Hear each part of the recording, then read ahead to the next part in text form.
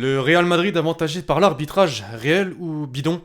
L'équipe, j'espère que vous allez bien. Aujourd'hui on se retrouve pour une nouvelle vidéo, on va parler de la Liga, du Real Madrid en particulier, un club qui fait beaucoup parler depuis la reprise du championnat et qui fait la une des quotidiens sportifs espagnols depuis plusieurs semaines. La raison justement, c'est l'arbitrage, voilà, d'après certaines personnes, d'après les pro-Barça aussi en particulier, le Real serait avantagé justement par le corps arbitral du championnat. Ça parle même de la VAR, voilà, il serait beaucoup plus utilisé. Et en faveur des hommes de Zizou, Israël, donnez-moi votre avis dans les commentaires. Nous, en attendant, aujourd'hui, on va essayer de voir un petit peu si justement il y a quelques ambiguïtés ou pas du tout. Pour ceux qui veulent me soutenir, juste avant d'entrer dans le vif du sujet, l'équipe, vous pouvez lâcher un petit pouce bleu de sorte à ce qu'on atteigne la barre des 4000 likes avant minuit soir. Je remercie encore une fois tous ceux qui vont contribuer.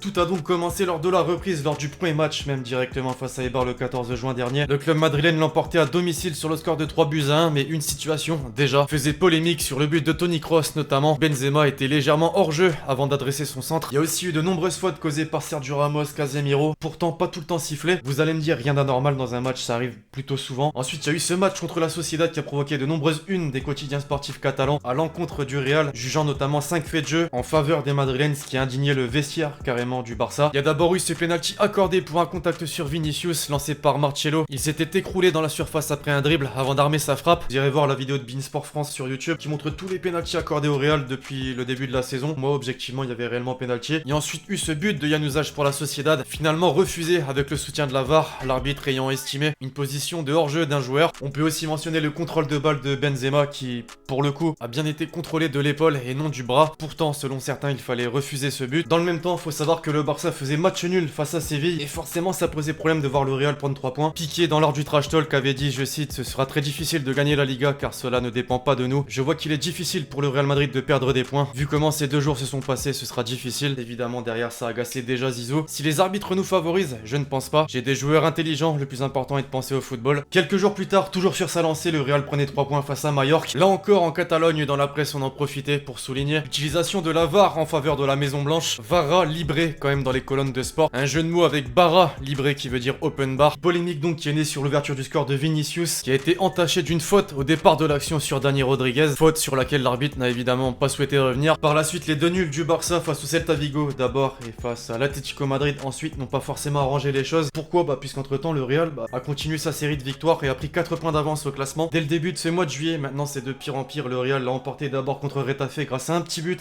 Un seul petit but sur penalty, encore un penalty pour certains. 3 jours après, dernier match en date, d'ailleurs face à l'Athletic Bilbao. Nouvelle victoire sur le plus petit des scores, 1-0, mais surtout un penalty, une nouvelle fois de Sergio Ramos, qui a bien fait rire un certain Vidal d'ailleurs. Au cours du match, il a lâché cette story sur Insta. Les semaines passent et se ressemblent, une action litigieuse a fait parler la presse catalane. Cette faute involontaire de Ramos sur l'attaquant de Bilbao, qui aurait pu être sifflé. Le quotidien catalan sport n'y est pas allé de main morte avec sa une. Ce titre, surtout, ça suffit, et même mieux, en plus de la presse, cette fois-ci c'est carrément Bartomeu, le président du Barça, qui rejoint en fait le débat. Je cite, nous sommes dans la meilleure ligue du monde et la VAR n'est pas au niveau espéré. Elle n'a pas été juste et il semble que c'est toujours en faveur d'un côté. Il y a quand même du répondant cette fois-ci chez les quotidiens sportifs pro-madrilènes. As par exemple qui titre leader avec ou sans la VAR. Marca de son côté a repris une déclaration de Diego Simeone. Diego Simeone est effectivement l'entraîneur de l'Atlético Madrid, pourtant un rival, un ennemi même du Real. Si vous obtenez plus de pénaltys, c'est parce que vous êtes plus souvent dans la surface adverse. On a beaucoup parlé du Real. Le Real obtient plus de pénaltys car ils attaquent davantage. Il est donc logique qu'il en soit ainsi. Pour lui c'est clair et je lui donne totalement raison, je sais pas vous. Enfin Zizou, lui après le dernier match en date, je suis fatigué, on dirait que tous les matchs que l'on gagne c'est uniquement grâce aux arbitres, il faut respecter ce que font les joueurs sur le terrain. L'arbitre est allé revoir l'action et il a sifflé penalty parce qu'il y avait penalty. Comme ça c'est dit. Maintenant pour parler du dernier match du Barça, cette fois-ci contre Villarreal, il y a eu ce geste de Piqué qui imite la VAR, on imagine, pour viser le Real directement. Moi j'ai bien aimé, c'est la célébration de Ramos après son penalty face à Bilbao. Écoutez bien.